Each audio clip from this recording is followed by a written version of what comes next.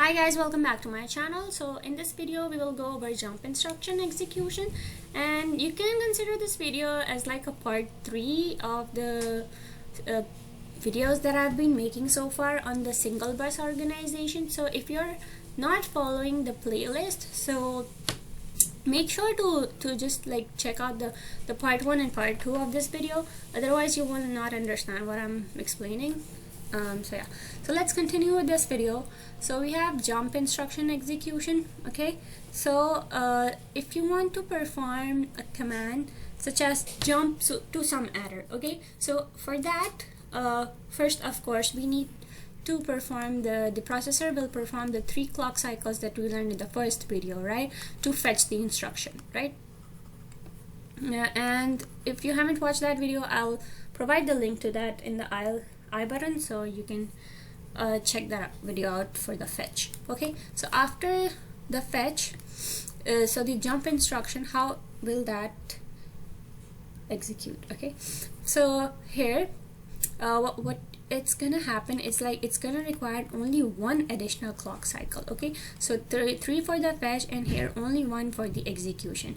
And this is gonna be pretty simple because you're simply like updating the value of the PC from the value of the IR. Okay, so here this is pretty easy. What you're doing, you're passing the value of IR, okay, and then you're updating the value of the PC with the value of the IR. Okay, so this is gonna be pretty simple. So your RTL that you're gonna write over here is simply gonna be enable IR. Okay, and then since you have to enable this, right, because you want to pass it to the bus, okay, and then you can go ahead and pass the value of the IR into the bus. Okay, so what you're gonna do, gonna write it like this. So IR, okay, so the value of the IR goes into the bus, and next, now the bus contains the value, and now you can simply update that with the value of the PC. But first you need to load the PC, remember? Okay, so load PC. Okay, and next we can simply go ahead and put the value of the bus into the PC. Okay, so now the bus value goes into the PC. So this is pretty much it for the jump instruction. And here because here I said if you want to perform the jump to some adder, okay, but if it involves some sort of registers, let's say if you want to do like jump, if you have a command given as like jump to R2, so like there's a register involved, okay, so in that case what you will do, you will replace the IR with the corresponding register. Okay, so you will update the value of the PC with the register. Okay, so in here the RTL, so you're just going to replace the IR with the register 2, and the rest of the step will remain the same. Okay, and here I just covered for the jump instruction.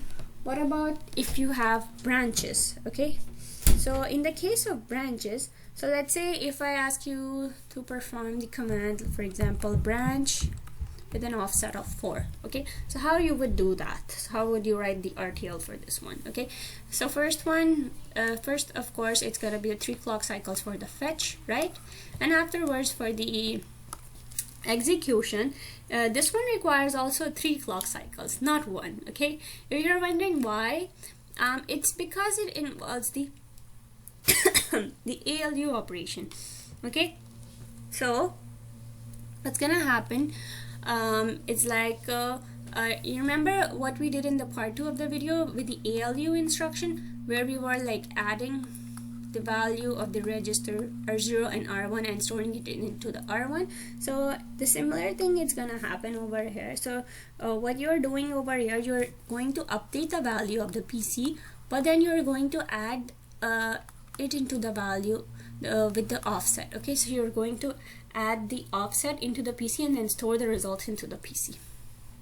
Okay, so it's this one, it's so this command is gonna pretty much follow the same structure as what we explained in in the second part of the video, I will again post the put it in the I button, the link to that video.